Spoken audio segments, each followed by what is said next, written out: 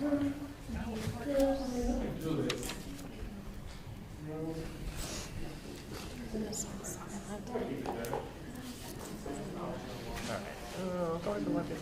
me just double check.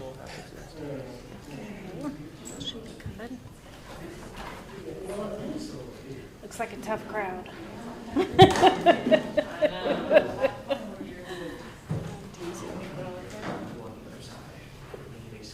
It's a lot of cameras. Y'all better be sharp. All right, good evening, everybody. Thank you all so much for coming and being here. I'd like to welcome you. My name is Christy Malloy, and I serve as the Voter Services Chair for the League of Women Voters of Lafayette. The League is a nonpartisan, nonprofit organization. We do not support, nor do we oppose any political candidates or political parties. Since 1920, the League of Women Voters has worked to educate and empower voters. Membership is open to all genders, age 16 and up. Here in Lafayette, our league encourages informed and active participation in government. Our members work to increase understanding of public policy issues and to influence policy through education and advocacy. We are proud nerds when it comes to local politics, and we are here to help everybody become smarter about the things that are going on in their communities. Just a bit of housekeeping before we begin. If you could please take a moment to be sure that your cell phones are on silent for the length of our forum. The purpose of this event is to help Lafayette Parish voters understand what is on your ballots this fall. And because we do everything just a little bit bigger down here in Louisiana, we have not just one, but two elections upcoming for this fall season. Saturday, October 11th, and following 1 month later, Saturday, November 15th. On the ballot are several local tax millage renewals, and tonight we're going to hear from leaders who can help explain what these taxes fund and why they matter. To help guide us through this, we're fortunate to be joined by three of our esteemed community leaders.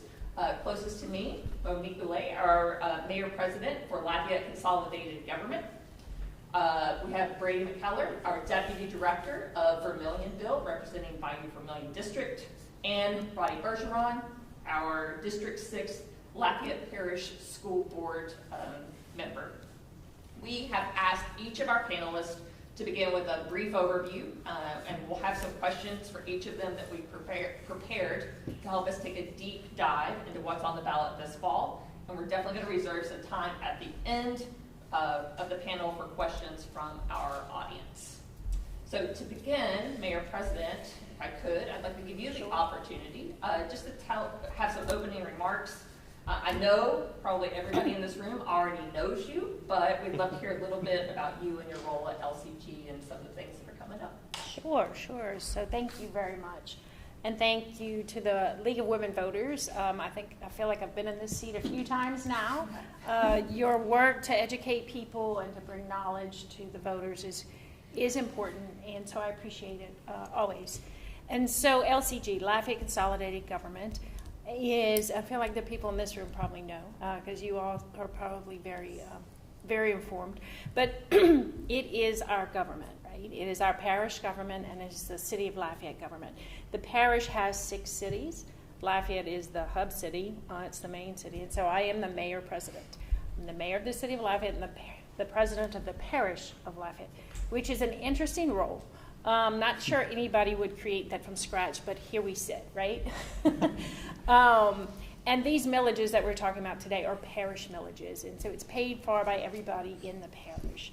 And they are very critical, I would call them baseline millages, as what they fund are roads, bridges, drainage, mosquito control, the animal shelter, very basic services that the voters expect. They're not, sometimes you'll see something come up for a one-time expenditure or something extra in a community. These are those very baseline services that define LCG and our function. And it is things that people want as simple as roads, bridges, drainage, and, well, goodness knows the mosquitoes. And so that's just a little bit, LCG, I guess you have here was the size of our budget. We have a very large budget. It's around an $800 million budget, but it includes LUS. And LUS, just for baseline information, the electrical, water, and sewer funding is really separate from the rest of the funding, and it's about half of that budget, roughly. So do we have $800 million to spend? No. And it's all very dedicated for the most part through different millages like these. These millages are very specific to different functions. And so with that, I'm sure there's more questions. I can go into more detail. Yeah. Thank you very much for that overview. Sure. Brady, can I pass it over to you? Tell us a little bit about your work. Yes, my name is Brady McKellar, and I am the Deputy Director for the Bayou Vermilion District. I am the Senior Director for the Vermilionville Living History Museum, which many of you may have heard of. It is a large living history and culture folklife museum that's based right here in Lafayette, Louisiana. And then we also have the more environmental and conservation and preservation side of the Bayou Vermilion District. And much as Mayor President was saying, like, these are very foundational millage for us. This is something that we renew once every 10 years, and it has a direct impact on our ability to continue to serve our community in a range of different ways. And I guess we're going to get more into those different ways. We're going to do a little deeper dive, right? Okay, I just want to make sure. I promise. Thank you so much. Roddy? Yes, thank you. Thank you everyone for coming. Thank you for having me here. Roddy Bergeron, like Dr. Malloy said, I am the school board member for District 6 for Lafayette Parish School Board. So what does the school board do? We are your K through 12 public education system. But a little bit more than that, like, we provide academy pathways too. So Navy ROTC, STEM, legal studies, world language, visual performing arts, and early college academy, which #1 school in the state, early college academy. So we've been blessed to have them here. LPSS, we employ about 4,400 individuals, so we're the second largest employer in the parish, Ochsner being #1. And we're rated the #1 large school district in the state. So we've got a lot of positive things going for us, and hoping to continue that with a tax renewal in October. Thank you so much for that overview. I want to start by talking about the two items that are going to be on the October ballot first. Both of these are tax millage renewals, so nothing here that's being introduced is a new tax. These are things that have already been approved, but in Louisiana, got to go back to the voters after a specified period of time and say, you've been paying for this. Do you want to keep paying for this? Thumbs up or thumbs down? So, Roddy, if I could toss it back to you, we've got 7.79 mils. Yes. Tell me about that. What does that money go towards? Yeah, so 7.79 mils is a property tax that we've been fortunate enough to have renewed for 50 years now, so 50. It's about $20 million a year that it generates. So to break it down a little bit, it's roughly, so if you have a $250,000 home, it's going to cost you about $11.30 a month, or about $135 a year in taxes. That money goes to goes towards operations and maintenance. So to give you an idea of like what our expenditures are in our general fund, we pay about $8 million a year in utilities for all 46 campuses that we have. We pay about $16 million in transportation costs each year. So you take $20 million away, we got to figure out where it comes from. To give you a size of the transportation department today, I had them take a screenshot of like how many buses do we have on the road at one time. So at peak, we have about 243 buses at any one time on the road. Again, so that goes towards a lot of our operations and maintenance costs. So it goes into our general fund. So $20 million is about 6% of our general fund. Our total funds, again, are about LCG size, $800 million. But again, that's construction funds. Those are capital improvement funds, dedicated funds. I mean, salaries are like 70% of our general fund, so that goes towards benefits, insurance, teacher pay, staff pay, et cetera. So $20 million every year this tax generates, and it would be a shame to lose it. Yeah. Thank you for that overview. Yep. Brady, we've got what? 0.75 mil. That's a bargain. 0.75 at the low price. So round it up to 1 if we will. So in 1984, the Bayou Vermilion was considered to be one of, if not the most heavily polluted bodies of water in the United States of America. And so at that time, the Bayou Vermilion District was legislated into existence with three primary goals. The first being to improve the water quality of the bayou in order to promote its use for both recreation and cultural aspects, to develop a unique type of economic development along the bayou to help diversify the economic base of Lafayette Parish, and then my personal favorite, to do any and all things to improve the quality of the bayou and the experience on it. So at the BVD, this breaks down into a couple of different headings, and one, again, is Vermilionville, which is our sort of most outward-facing element. It's a accredited living history museum from the American Alliance of Museums, where we get around 55 to 60,000 people will come to visit us over the course of the year. And many of these people are tourists, so they also stay at a hotel, they get food out, they go shopping.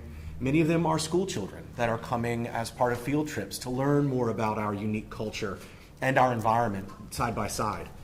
We also host a lot of opportunities for local artists, local musicians, local chefs to come in and be seen and be heard and give people space to dance. And then aside from that, and the majority of our work goes into what we refer to as Bayou operations.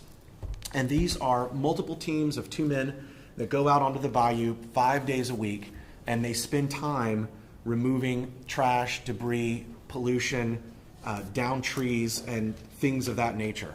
Last year, they pulled out 1,812 barrels, 50-gallon barrels worth of trash, 143 large trees that were blocking access on or to the bayou, 118 large household items like washers or dryers or rugs that have been taped up, and more than 70 tires that all got pulled up and out of the bayou. And so this millage goes to support both of those elements of the work that we do here. We consider ourselves to be stewards, not only stewards of culture and environment, but stewards of structures that are ours to protect, and stewards of education that we can bring, to families and to children and to visitors. And so this millage supports those staff teams. They support our boat maintenance and repairs. They support gas. They support a host of different technologies that we use in order to trap debris or trash where we can in order to make it easier to pick up. A lot of it also goes to fund educational resources or conservation tours or park properties, because the Bayou Vermilion District also hosts and oversees 2 large property parks, as well as a handful of other kayak, canoe, and boat launches up and down the bayou. And this really goes to the vast majority of that. It comes out to be $2.138 million over the year, which for an average house is under $200 over the course of the year. If you were actually to own the most expensive home in the Lafayette housing market at $5.5 million, you would still be somewhere around $400 over the course of the year for a very wide range of services that not only are interesting and exciting and dynamic, but also things to improve the overall quality of life that we see here in Lafayette, which brings more people to our area. And also, studies have shown that the more people are outside in green spaces, it has a positive benefit on both their mental and their physical health. And so helping to create those curated areas where people can go and be outside also elevates the health of our city together. And so probably some of that should have been under the first question, so I apologize, I had to catch up. But yes, that $2.138 million is the vast majority of the funds that we have to put forward to the wide range of things that we do. Can I tag on to his answer? Please. I will say Sunday we had visitors, people that lived here, went to high school with me a long time ago, decades ago. And one of them was talking about the river in old school terms. Mm-hmm. And so we took a ride on the river, and Sunday night it was beautiful. It was beautiful. It was very warmed my heart to take them down the river. We hadn't had a lot of rain, and I know that impacts sometimes what's going on out there. But the water was beautiful, the sunset was beautiful, the condition of the river was beautiful. So I'm just going to plug that and say thank you. No, we always are enthusiastic anytime anyone gets out on the bayou, but then when they have a great experience or a meaningful experience, that's just, extra aces. That sunset is beautiful out there, I will say that. So. And if I can just add one more plug for the Vermilion River, this Saturday, if anyone has the boat parade, which I'm very excited to participate in. So that's true. That's true. If you'd like to get out on the bayou the day after tomorrow, practically, come on out. Join us for Bayou Fest and Boat Parade. And if you would like to, but you don't have your own paddle boat, we can rent one to you. So. And now that we've all established that we love the Vermilion River. Have you guys heard about the schools, though? The schools are like right up there, too. We're going to build a riverboat school. Has anybody seen the new school? Well, now that we've got the October 11th election squared away, we're going to fast forward a month ahead for November 15th. We're going to do a second election, and we have 2 LCG tax renewals on the ballot, roads and bridges, and public health and safety. Mayor President, if you could tell us a little bit more about those 2 millage renewals. Sure. So the first one, the road and bridge maintenance millage, is what it's called. It's a 4.47 mils is what it generates, which is about $12.7 million a year. That goes primarily to roadway resurfacing, reconstruction, widening capacity, bridge replacements, and grass mowing in public areas. It is very basic, I will say. So these are both parish villages, and if you think about the parish budget, or if you're familiar with the parish budget carries mandates the way every other parish in the state does. And so when we have these particular tasks and functions carved out in a millage, it to some degree protects that money. Because when the mandates get heavy, the parish still has to pay them, right? And so the mandates cannot take this money.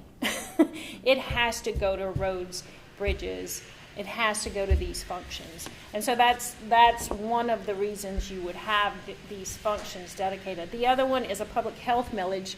And this one has got a couple of different functions in it, from drainage, animal shelter, rural fire, the coroner's office. I will say rural fire, it is one of the only sources of funding for our rural fire departments. We have some volunteer fire departments out there, and they run on a shoestring. So whatever support we can give them, I think, in the budget, in the new budget this year, we allocated a $50,000 amount for each one. That's an enormous amount of money for them with what they're working with.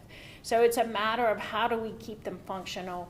And we work, all of the departments work together, the city of Lafayette and the other cities along with those rural departments. But this millage has a specific portion that goes to rural fire protection. The coroner's office, that is a mandate, but it comes out of this. The animal shelter, the animal shelter is beautiful. If you haven't seen it, we have a fairly new animal shelter, and I think it has a 90% save rate, which is, it's got the no-kill status, which is really good. So it's high-end services.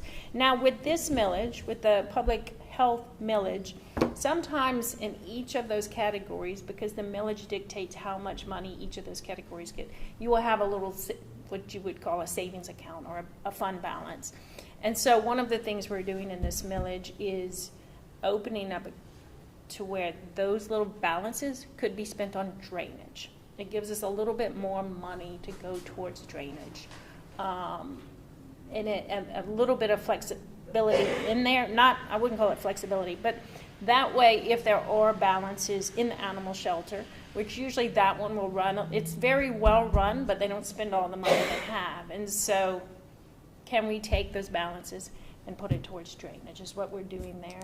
But anyway, so those, I will say in 2024, I have here that 67 miles of roadside ditches were excavated.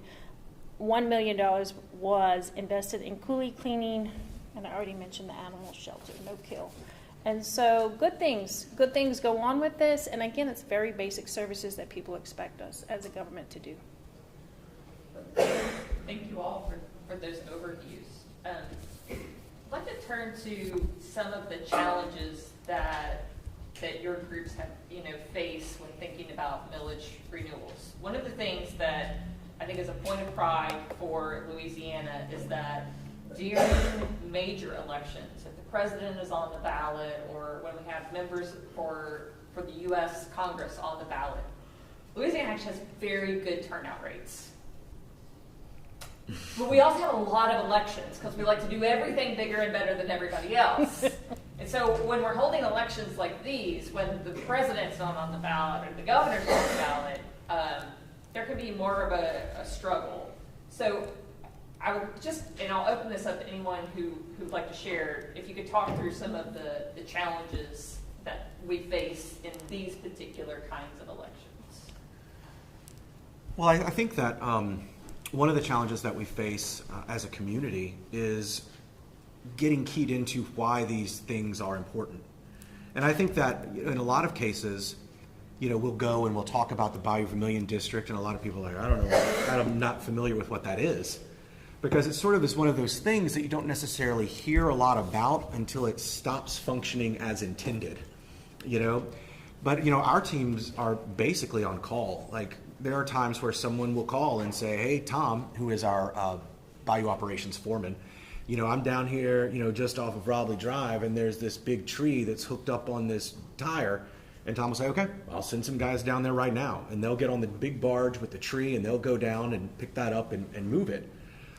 But I think also that, a lot of people that don't live directly on that bayou, or if they're not outdoors people or they're not kayakers, they don't see what that impact is on the broader scope.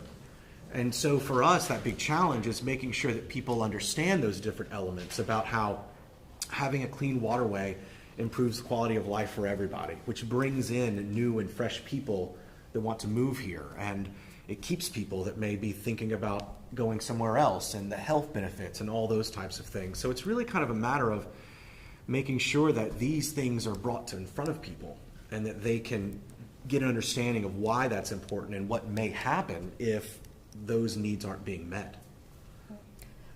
I will talk about the obvious challenge of getting swept up in bigger issues or bigger ballots, the way these millages were last year with the state millages.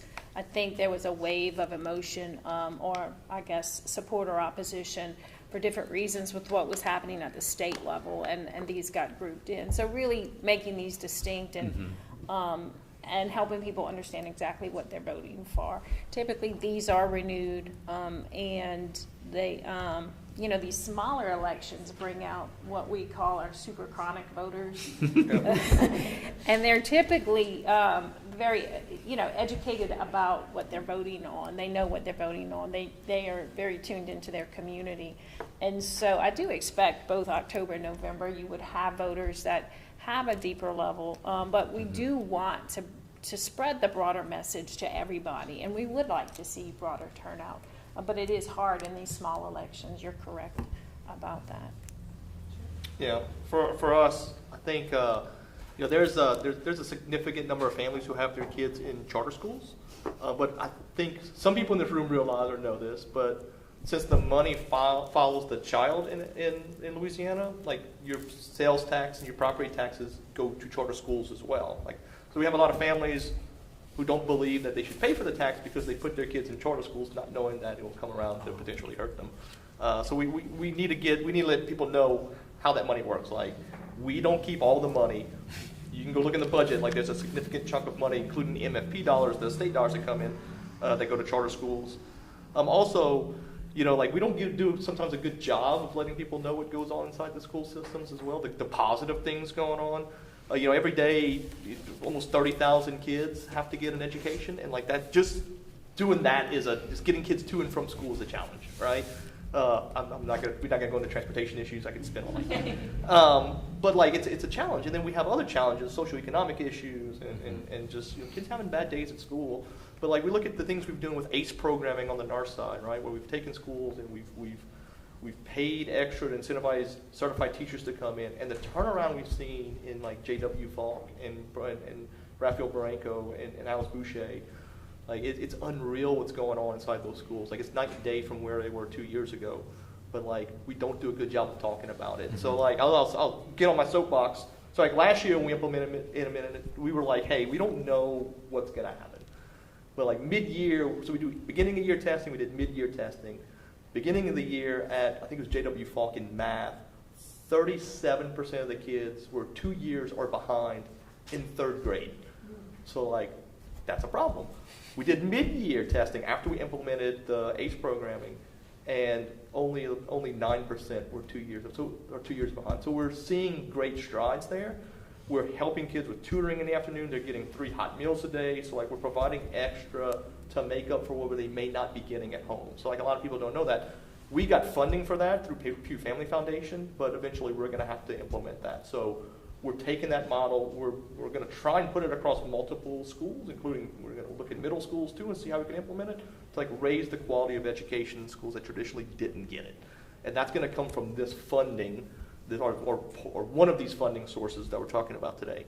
So like I think that's part of the challenge we have in the school system is like, yes, there are some, we're not perfect. And I'll say we're not perfect, but like we do so much good, and like we've done so much improving that like we need the funding. Construction, I mean everybody sees the new Lafayette High. We just announced a new K-8 school on the north side. We're doing wing additions. Like we have a goal of getting rid. We used to call them temporary buildings, and then we started calling them portable buildings because they're not temporary anymore. But like no kid should go to school in a portable building, a metal building, their whole life.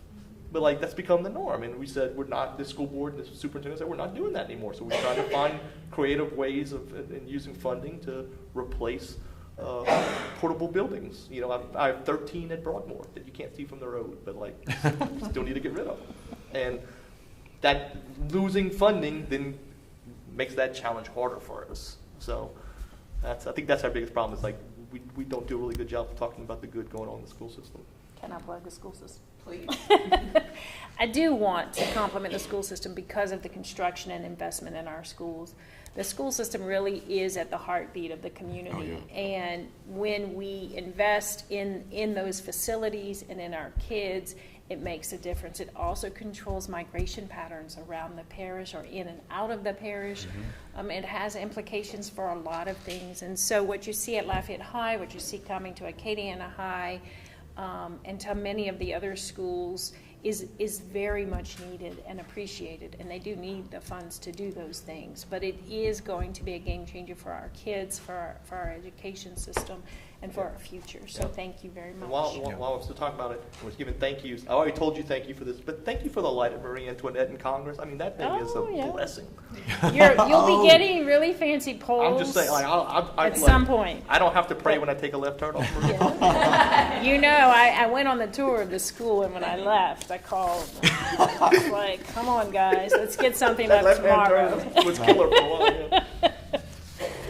So, yes. I would like to turn to the timing of elections, and Mayor President, you alluded to this already. Mm-hmm. If these two parish-wide millages that are up for renewal in November were previously on the ballot in March. Correct. And they were on the ballot with 4 statewide constitutional amendments, and they sort of got swept up together, and all of them, 4 constitutional amendments and these 2, which were previously on the ballot, were all voted against. Talk a little bit about the way that timing works. Like, how do you decide what gets put on the ballot? These were on the ballot before, and now they're on the ballot again. Like, this is not the most straightforward process, and I'm not sure that most folks have a full grasp. You have flexibility on when it goes on the ballot, how much time you give yourself. We know if these millages were to ultimately fail, it would flip LCG upside down. These are very basic funding that fund the departments, fund functions that are critical.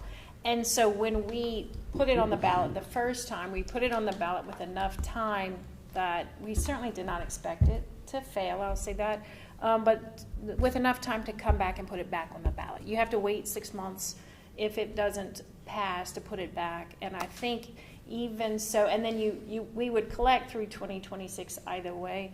We could come back, I don't want to say that again, but we do it, our CFO is very involved in this and deciding the timing and all, we actually have a lot of conversations and put it in with enough time to give voters, a chance that if something happens like what happened before, and there was a big campaign to vote no straight down the ballot, and that happens. That happens. You have to factor for that. And I think, there was some forethought in giving us enough time to be able to come back and revisit with the voters these millages. And so that's the biggest factor. You also think about what else is on the ballot. I talked to the state before we put it on the ballot in November to make sure they weren't back on the ballot. They will be coming back in the spring with some of the initiatives that went through the legislature. I did not want to get caught up again there are some good things to be considered coming from the state. I just didn't want to be caught up again in that people could look at that. We had October and November elections were going to happen one way or the other, so we chose November. I know that I know that for us, a lot of it was about, we have to come up every 10 years, which means by the end of 2026, we have to get this approved. And so we liked this October option one because it gave us a good bit of runway. It gave us a good opportunity to find places like this where people want to come in and they want to be more informed and they want to learn more about what's happening in their community and how they can impact that. But then also it gives us a little leeway on the other side so that if we don't make it, that there is time for another big full court press so that we can really get out in front of people even more engaged, more deep, and bring it back around in 2026 to make sure that we're able to meet it then. So, but like Mayor President said, we also look to see what else is going to be on the ballot at this point, and it's sort of school board. Well, sure, school board. That's not going to be. Nobody's going to vote down a school board. That's not going to be. There's not going to be a lot of antagonism. People walking in, and it's a great sort of safe, realistic kind of to share the page with. So we felt safe and comfortable about that. I wish I had your confidence. You have to believe. I'm going to echo the same thing that everyone else said. It's like, we have to go for renewal every 10 years, and we don't know what's going to happen. So we don't want to wait till the last opportunity to try and pass this because the repercussions from losing a tax like this are going to be hard felt. I'll just say that. So that's pretty much it. Like, we just want to make sure that if it doesn't pass, we come back together and say, hey, what can we do why did it fail? Yeah. And try to get to the core answer to that question and then try and pass it again. And I would just like to say, I'd just like to echo what Roddy said, is that this is a renewal.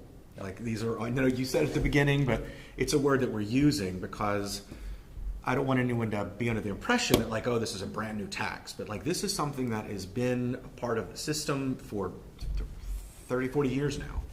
And so it's nothing new, it's nothing different. It's a continuing. Yep. I know you've all just touched on it, but I'd like to give you the opportunity to drill down on if the worst does happen and it doesn't pass, help us understand the impact that would have on the community. So let me start by saying that I think my team and myself, January of 2024 when we took office, have spent a lot of time trying to build credibility with Lafayette Consolidated Government, trying to build transparency, trying to build those things which you heard about in the campaign that I guess drove me to run, and that I as a citizen want a government that I understand, that I trust, that I can see, that is open. And so I'm hoping that our citizens feel that. I do get positive feedback, but I know a lot of times people just tell you the good things. I've not gotten a whole lot of negative feedback. I do hope people feel that transparency and that credibility.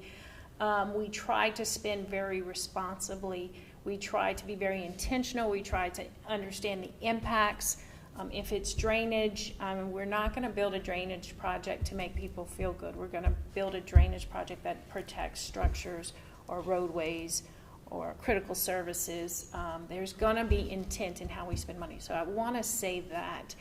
If this would fail, I do think we have the chance to come back one more time.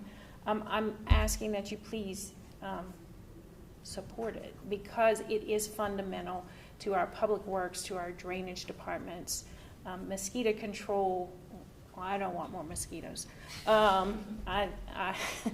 I like the river without so many mosquitoes. It can't prevent all of them, but the animal shelter, they are very basic services. We would be in a very tough situation at LCG if they don't pass. But I do hope the voters understand the effort that's gone into what we do, how we do it, and why we do it, because I think that fundamental trust is important and critical in any community, and hopefully we see that in this election. I'll go. All right. I mean, if we lose $20 million, I mean, there's going to have to be some cuts somewhere. I mean, it's the obvious. So what do you cut? You look at positions that aren't like we have curriculum that's not required by the state. I would say, like, it's not a core curriculum, but like we'd have to start looking at what do we do? Do we remove curriculum that maybe is low populated? Do we look at moving people around? Do we look at closing campuses, right? Like, you're looking at per campus, if we lose $20 million, $440,000 per campus. Like, I don't know who can recover from that. It'd be some tremendous cuts. We're hoping it doesn't happen, right? Like, we learned our lesson a little bit in 2016 when the 1 cent construction tax didn't pass. And we were like, all right, well, the voters said, just use the money that you have. So we have been, and we've been, we took the same amount of money, same amount of taxes, and we've been building schools, and we've been raising teacher pay. I mean, we went from 29th in pay to 17th in pay last year when we did a big teacher pay raise. We introduced incentive pay this year, right? So there's an extra, I think, in between $4,000 and $6,000, maybe somewhere around there. Julie will correct me in a second. But like, we're going back to like the basics and saying, what can we do with the money that we have? And we've been cutting a lot. Like, we cut our own board budget. I mean, we've been going through the ringer on that. I tell you, every year, Anthony's going to get it this year, but last year, we went through the budget, scrubbed it, and found, projects that hadn't been spent on in 5 or 6 years that we had budgeted for. So we pulled that and put it into capital improvements to help do things like when we turf the fields, or we add some wing additions that we don't have to go and bond money out for. Like, we've been trying to pull as much money as we can from the existing budget, but it's we're starting to run a little leaner than we have in the past, but $20 million in cost to be pretty lean in the budget for sure. Especially, like I said, 70% salaries in the general fund, and the rest goes into maintenance and operations. So a cut to maintenance operations is going to be pretty devastating. Yeah, and I think I know that for us, and it's sort of a shared experience, that over the past 4 or 5 years, Bayou Vermilion District has gone through a number of changes, organizational shifts and focus. But one of our key things has really been about digging into our existing budget and seeing what money is going where and why, and what is still essential to the service that we give to the community, and what can we trim or what can we empower differently. And there's been a number of cases that have come up where our commission could have voted to increase the millage within a certain range, which we're allowed to do, but we haven't, because we consider ourselves to be not only stewards of the environment and houses and stories and music, but also stewards of the trust that our community gives to us. And so if we can find ways to make those adjustments without having to do unneeded increase, then we want to do that, because we consider every dollar that we get from this millage to be $1 is 1 point of trust that our community puts in our hands to do the work that they need for us to do. And if we were to not win, there is another round that we could jump into. But then if we were to get all the way to 2027 and there would be no millage funds coming through, it would be fairly disastrous. It would be a situation where a lot of our historical buildings would have to go into an auction setting. We would have to make a lot of cuts to find ways how can we continue our conservation and preservation of the bayou at some level. But it would not be terribly long before that would also completely run out. And there would be then nothing that would prevent this same sort of historical story of it being the most polluted body of water in North America. I mean, we talk to people all the time who say that growing up, they would go sit out on their porch and they would watch the bayou burning because the chemicals that were floating across the top of it had finally combusted or gotten hot enough to burn. And that people would see cows dead floating down the bayou. And, you know, I'm not trying to paint a Tim Burton story, Those are the stories. but a little bit I am trying to paint that story. It will be like Mad Max Beyond Thunderdome. Very out end there. of days. Very end of days. No, but seriously, like all jokes aside, right now we are the sole practitioners for the conservation and preservation of that space, of creating something that the members of our community can get out on or fish on or bird watch or hike next to Or swim in. paddle or sometimes. And if this millage did not come through, then it would be a fairly quick closure, and then we would also fairly quickly return to a bayou that's not serving anyone in any meaningful way and is really much more of a detriment to our community than it is a benefit. Yeah, we were talking earlier. That's where the swim thing came in, because I got a survey from the BBD and it said like, what do you use the river for? And one of the options was swimming, and I was like, people swim in the river? Because I remember 20 years ago or 25 years ago when I moved to Lafayette, like they were like, don't get in the river. But Bray's had me like the water quality has gotten so much better that you can actually swim in the river now. There are times you can. You know, after we have big rains, things get pushed up or moved around, or floods of trash get pushed out of coulees, and so I would not recommend it at any point. Let me be very clear, because we're on television right now. But scientifically, yes, through the water testing that we work with, the Vermilion project with DEQ, there are times where primary contact would be acceptable. And so we are constantly trying to find ways to work with those agencies, with those other big regional conservation agencies, to find out what can we do to continue to improve the quality of this water.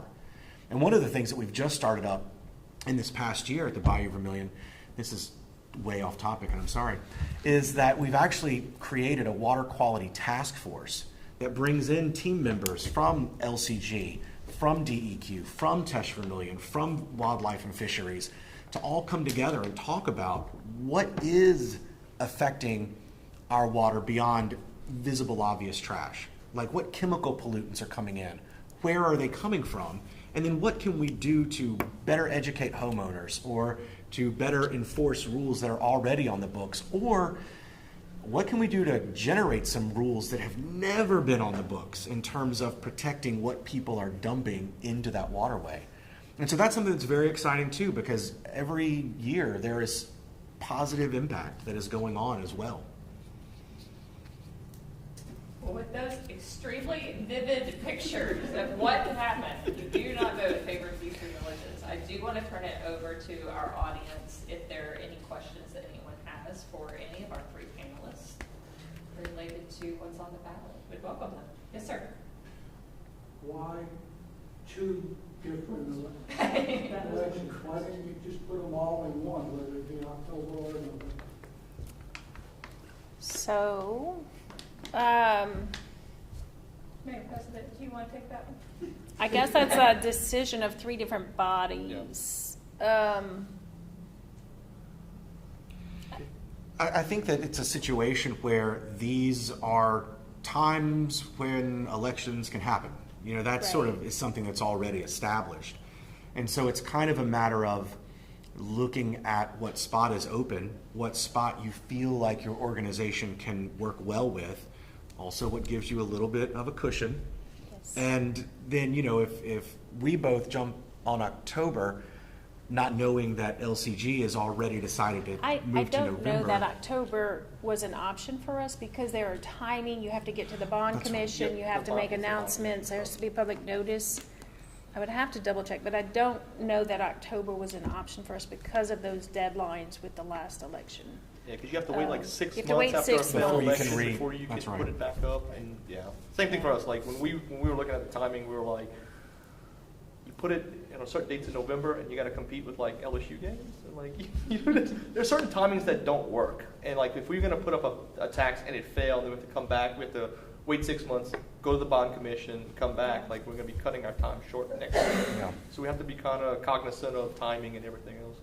So correct me if I'm wrong. October 15th, the only thing on the ballot for us in Lafayette Parish to vote on are these military.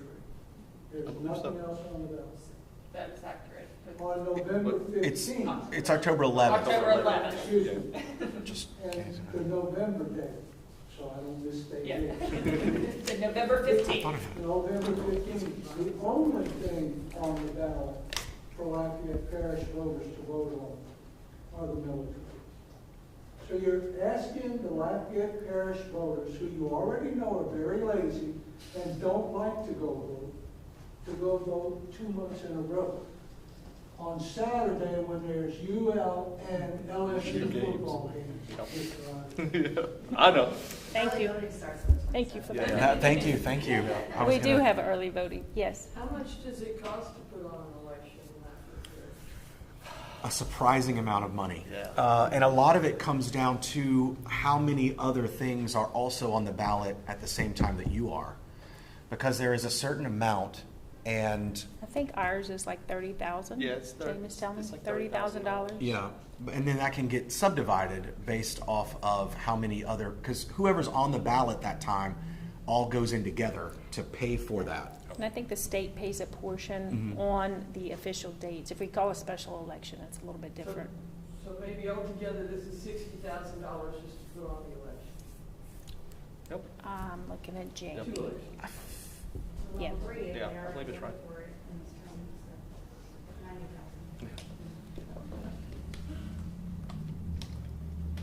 I have several questions, and I don't want to mess anybody up or take any time, so I'll try to consolidate. I'm not familiar with millages. I don't think we titled it that where I came from. I moved here about a year ago. But you said that this has been renewed, I think, for 50 years, is what you Yeah, the said. school board tax. Every 10 years, so 5. So can you help me understand the opposition to this? Because it doesn't seem unreasonable, so help me understand that. Some people just don't like to pay taxes. Okay. So sometimes it's that Is it simple. really? No, it really, it's But like- absolutely that simple. I mean, Yeah. there's, So how close was it in the spring? Yeah. Yeah, it wasn't much. It was like, I thought it was like 50, on ours, it was like 52, 53.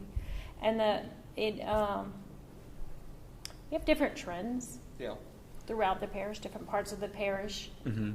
The city will typically support millages, the rural areas, the unincorporated areas. There is they are pretty straightforward with, they do not want to pay. So More can you taxes. define that for me? Is it just a percentage of your property taxes? Correct. Yes. Available's one thousandth. It's 1/1000th of a dollar. Yeah. So one of the frequently asked questions, and I'm going to play devil's advocate here, is are my taxes going up? And the answer is no, but is that really true? Because if property values go up, the percentage that you're paying, the dollar amount is going to go up every year. So actually, Is that correct? There's- when you renew a property tax, if you've rolled it forward, you actually have to roll it back. Mhm. So you actually, next year, if it passes, we'll be paying less because we have to go back to the original rolled down amount, right? 'Cause like, you can roll up a millage or roll down a millage depending on how property values fluctuate. I'm trying to give the Sure, yeah. 10-second tour. But I mean, if we were And that's looking what at, if we were looking at what people paid, $5 or whatever it is a month on some of these figures, if we were looking at 10 years versus now, the trend is up, correct? Property values are up in general. Yes, Yeah. sure. So I think they went up on So, average Right. 3% in I don't last year or think something like I that. think it's negligible, you know what I mean? To be But, honest. I think what we're getting for the dollars of property taxes that we're putting in, I think what we're getting is, it makes sense, I think it's reasonable, so I'm not trying to say anything like that, but I'm just trying to understand why people wouldn't vote for this. Well, like to explain just a bit again, what Rodney was saying is, Rodney, is like, yes, as property values go up, you have the ability to roll your millage forward to sort of grab those extra percentages. But what I was saying is that over the past several years, the Bayou Vermilion district has not made that vote. And so we were still dealing with sort of like the flat rate where property taxes were sitting, 10 years ago, just as a way to continue to be honest and open stewards, I come from Tennessee, where we didn't have state taxes, we didn't have city taxes, none of that. It was just federal taxes, that's all we paid, and sales tax. So some of this is kind of new to me, kind of understanding how all this works, so I apologize if you guys already know this stuff. No. But I'm still learning that, like I said, it's moved a lot. I think it's a great question, Yeah. and I don't think you're the only one in the room who No. does not know how all of this works. Yes. Yeah. Yeah, my question is, can you explain again, because I think I understood it at one point and then I lost it, how this rolling forward thing worked? Yeah, is that like a Because donation? that- And when does it happen? So, yeah, so every 4 years, the tax assessor, right, goes and assesses property values across the parish, right? Most people's property values go up, I'll say that. As a board, we have, or as a governing body, we have the ability to say, hey, we can lower our millage rate, right, and collect the same amount of money we did, or we can roll the current millage forward, so keep the same amount of millages, and collect that extra property tax from the extra value. So we get opportunity to do one of those two things. So did you make that decision when you decided to put the millage on the ballot in October? Like at the point that you decided that the school board decided to have the millage renewal election in October, at that point you make the decision to roll forward? No, I think it only comes during assessment time, I believe. Yeah, Quote it me on does. And did different bodies make different decisions Yes. about Yes. whether they're going Yeah. to roll? Each- Absolutely. So which ones rolled and which ones didn't roll? I don't know. Well, I don't know. I know that the Bayou Vermilion district did not roll. Did not roll. We still dealt with, this is the flat amount of dollars that we get, not a percentage of the total. Yeah. So we did not roll. I'm not sure, but I mean, there's LC so many. LCG did roll, but I will say, if you look at the cost of services, our cost since COVID, many of the construction costs have doubled. It's a very It's challenging a balance. really, to me, crazy when you see. Now, I won't say they've come back to pre-COVID, but the slope is no longer upward. The slope is maybe coming back into more recent, but the cost of services that we deliver has gone up significantly. Yeah. And so there's a balance of, And I guess I can argue because my house in particular doubled in value. Wow. So, yeah, I mean, yay for me, but. Yeah, I was gonna say, congratulations. So my property tax- We're very happy to hear that, actually. I mean, yeah, it was great. I was in a great area and it worked out great for me. But I saw that, I'm in that industry. And so I saw that, across the board, it wasn't just my neighborhood, it wasn't just, it was commercial properties, it was, everything went up in the last 5-10 years. I mean, the numbers are just unreal. Yeah. So, of course, your taxes go up too. So I think inflation, cost of services, cost of construction, all of that has been following the same Yeah, trend. So, I mean, I think that. Yeah, the cost of it's steel. compensated. Yeah, we look at the cost of steel when we build a new building. Like Lafayette High is a steel construction. It was so expensive at one point. Like they almost said, like we're just gonna have to build it out of wood because the cost of steel was so high. Wow. All right, this was during COVID, so like some costs were a little bit inflated. But it's the same thing. Like our fuel costs go up for school buses. Like we got to do cost of living or we try to do cost of living increases. I can't say we're perfect on that either, but we try to do cost of living increases, et cetera. Like it costs more. Some costs have really gone outrageous. I will say the light at Marie Antoinette, we ordered light poles, and so we'll put lights up with sensors because that intersection is not busy all the time. The prices that came back from 5 different vendors on that, I think we had to add close to $1 million. Yeah. Over for 2 light poles. Well, I And- worry that this is not enough money. Well, if you want to have everything taken care of, I'm sorry, It's not. what is your name? I worry, and That- because, I assume that all of this stuff, how all of this is calculated, and all of the percentages and all of that stuff is based on, historical data, but we're not following any kind of historical trends right now. I mean, to look at what's happened this year, the Yeah. prices increasing and things like that, and steel and Yeah. 2x4s have doubled. I mean, just all across the board. So I think that you're going to have to make a lot more budget cuts. In the coming years, that yeah. this is not going to keep up. I will say that is the trick, right? You're balancing a lot of factors, including how much revenue do you have. I do feel like in my previous job, I worked with 7 parishes in Acadiana, and Lafayette has more resources than any of the other parishes. So I feel like we are a well-resourced parish. I'm not going to say we have a lot of extra money, and I'm not going to say we're cleaning even a decent percentage of the ditches that need to be cleaned. We are cleaning what we can with what we have, but we are also balancing that and trying to make sure we're hitting critical spots when we need to, trying to make sure what we have we're being very intentional with. And so we do have a good quality of life. I'm not going to, don't think we're in a position to ask for more at this time. I think we're in a position to take what we have and do the best we can. And I do think we deliver good services. And again, I measure it by the quality of life. Mm-hmm. And we could always do more. You could always do more. But we have a responsibility to take what we have and make the most of it. Yeah, let me give you some positive news. So the school board's a sales tax collection agency. Sales tax collection is doing fantastic. It's doing great.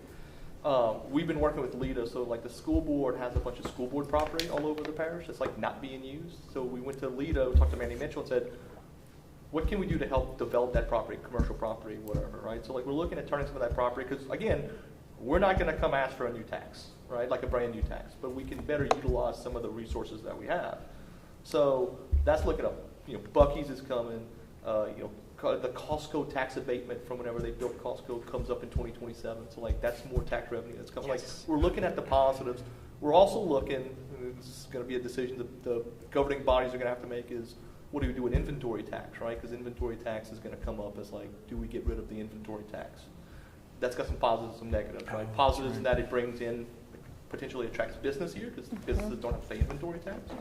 At the same time, that's a good chunk of money. I think 72 million between the government, I think, in the Lafayette parish total between all the governing bodies that we collect in inventory tax. So we got to go figure out. I think it's or maybe 72 million over 3 years. 28-ish. Yeah, 72 million over 3 years. 20. Yeah, it's a big hit. It's 10% in some of the budgets. In some of the budgets, it is a paralyzing tax. It makes us less competitive in the business market.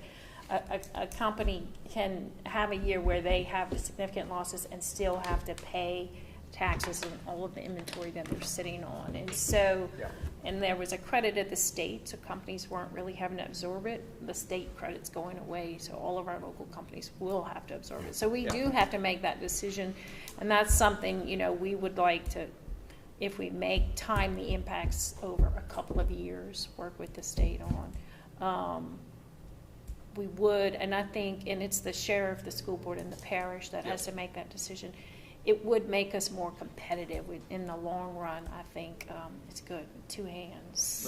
Over here to Melanie. Yes. So I have a comment and a question. So I just want to say how thankful I am that the school board, the air-conditioned buses has made it, I have watched the children get off the bus and they're not red, they're sweaty, you know what I'm saying? It has made such a more pleasant ride for them. And so with the heat and everything, I just wanted to make sure that we all know that that's being done and it's being used and it's so nice. And the second one, I was just kind of curious if there is significant federal dollars that are cut from the Department of Education, how does Lafayette Parish, what's the plan? So we don't know. So it depends on what we mean when we say federal cuts, because USDA, which pays for all of our school lunches right now, because we're I'm going to think of the wrong term, but socially economic disadvantaged district, I think is the term. So every kid that comes to school gets free breakfast, free lunch, paid for by USDA. If that gets cut, we got to go back and figure out how much do we charge for lunch. Your title funds, right? That's where the biggest concern is. I don't know. It's when they froze them during the summer. And they were like, we don't know if we're going to pay title funds to the schools, or we hadn't got the money yet. We had a contingency plan, but it's a temporary contingency plan. Like, we're going to have to figure out how that funding is. But Anthony, we worked through it with Anthony, I call him our CFO, he's our superintendent of finance. Like, we worked through what it would look like. And, like, there's, again, going to have to be some cuts, but it's, it was like, the amount of freeze funding was like 18 or 20 million or somewhere around there. Like, would we lose whole schools, like a school? I don't think we're going to get, it would be that bad, but I don't know. Depends Or if, it depends if it's a, it depends, again, yeah, like idea money, like that would be part of it, like the funding cuts to idea. I don't know if that's going to happen because it's congressionally approved, so Congress would have to approve or not, but again, I don't know. But again, like I don't think anybody's going to go and want to cut sped funding. I don't think that's a wise choice. But again, now if they want to give the money to the state and the state can reimburse, that's fine. I don't care. But like, I don't know. I try to think of like what's going to happen next week. But like I remember talking with Anthony about it, and like we did have a contingency plan if those funds got frozen for too long or if they were cut. But again, yeah, it would be cuts to a certain program. That's the reality of the situation. We've got, I think, 3 more questions that I've seen I'll hands. skip mine. Okay. I'll skip 2 mine. more questions. Jamie, have you? I was just going to ask, where can folks go to get more information that might not have been able to, you might be doing this already. Where can they go to get more information on all of these villages in preparation for election days? Yeah, I will make one big plug, which is if you haven't already downloaded the Go Vote app, and I see everyone in this room nodding, which is encouraging, but we're also broadcasting. So for everybody else who's not in this room, the single, I think, easiest way is to go to the Secretary of State's office offers the Go Vote app, spelled the Louisiana way, GEAUX, and it makes it so easy to know what elections are upcoming, who your representatives are, what is on your ballot, where you can early vote, where your new voting location is, all of those things. They even send you text messages if you want to sign up for that. So it just could not be made simpler, and that's a really good resource. And also, I'm happy to meet with anyone who would like more information. Actually, I made a joke in the hallway. We were talking about sort of the different places that we're going and meeting and talking. And I was like, you know, if somebody called me at 2 o'clock in the morning because they had 3 friends at an IHOP that wanted to know more about this millage, I would put on my BVD shirt and I would drive out there and we would have that meeting. Now, if you don't want to go at 2 in the morning, you can go to our website, and we do have handouts with your little QR codes, but do go to our website if you want to know about the LCG villages. Yes, you also can go to our website, Yes. vermilionville.org, which will point you towards the Bayou Vermilion District millage information. Yeah, same for us. LPSSonline.com. We have information about the upcoming election. Thank you.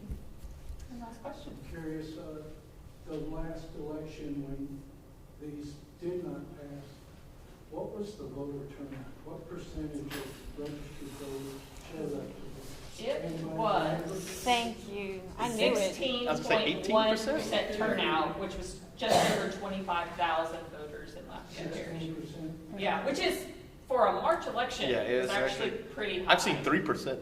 2.5%, but 2.5%. Bayou Vermilion Yeah, District was yeah. on in March 2016. I remember talking to you about that. Yeah. Yes, we were. This is my superpower, in case you're wondering. We- I just know turnout. And I'll tell you, we were very close. I think that was like 45, 55, and like Yeah. so we were very close to not being here today. Yeah. So So, follow-up question. Are we anticipating about the same amount of voter turnout? And who's more likely to turn out at this election, those who support or those who are against? I think it goes to your super chronic voters, Yeah. which is typically, 65 plus. Those people typically will vote every single election. They're a little bit more educated. Your young people, I think in my election, which was a big gubernatorial statewide election, they were telling me 18 to 24, you might get like 2%. Yeah. So it's your super chronic voters Yeah. that are watching, paying attention, knowing what's going on. Yeah. now, and where they choose to come down, Yeah. Well, like you said, it was pretty close, right? yeah. But it really is. It's kind of one of those things where it's like the people that go to vote are either A, the people that always go to vote, B, the people that really, really like the idea, or C, the people that really, really hate the idea. Yep. And that's sort of what I think we can probably expect. Yeah, it also depends on the news cycle at the time too, because That's like true. if you get a lot of bad news, all of a sudden you might have a tax that gets saved. I think that's to go back to like that was the whole thing around your tax being on the ballot with what was it The fourth state. it was all the state constitutional amendments, and there was a big push to just say no. So someone walks in and just go no all the way down, right? Yeah, it was And, vote like, no all the way down. So it just depends. It depends on the news cycle and then I what's voted, going on. I voted yes. We just did so have a you know. local push, which we weren't expecting, to vote no straight down the ballot, and it was one of the state millages that they were pushing against. Yeah. It- you know. Not millages, I'm sorry, state Amendments, amendments. yeah. Amendments, yeah. Yeah, there was They- a big push they just had- to vote no on constitutional amendments. It bleeds over. Village just Yeah. gets my head to explode. I agree. It with just you. bleeds over. And it's like any election, like some people walk in, they know who they're going to vote for president, and they just go Republican down the line, Democrat down the line. Like it's just, that's how it works. Yeah. It's like they always told me a rule of thumb is like have a name that starts with A or a last name that starts with A or B, and like that way you're the first person. So some people will go in and just check the first name off the box. So the first person who they vote for, and like they don't look. They just- Hopefully we educate people. Yeah. And we don't have that happen. So it just depends. Like it's such a that's why we're pushing because we want to make sure that more yes votes show up than no votes. Well, we have, just to make sure everybody's fully informed, Saturday, October 11th, also Festivals Acadiennes et Creole. The very best fashion statement you can make for showing up to festivals is wearing your I voted sticker. But if you want to start early, Early voting. Yeah. starts on September 27th and running through October 4th, and there are 3 early voting locations now in Lafayette Parish. We have the downtown Lafayette Parish Government Building, the Martin Luther King Rec Center, and the East Regional Library. And then we'll do it all again on November 15th. And early voting for that runs November 1st through November 8th. I want to ask you all to join me in giving a big round of applause to our panelists. Thank y'all. Thank you so much for coming, and a big thanks to AOC and KAPC for helping with our coverage, and the South Regional Library for hosting us in this beautiful location. Hope everyone has a wonderful evening. Thank you. Thank you.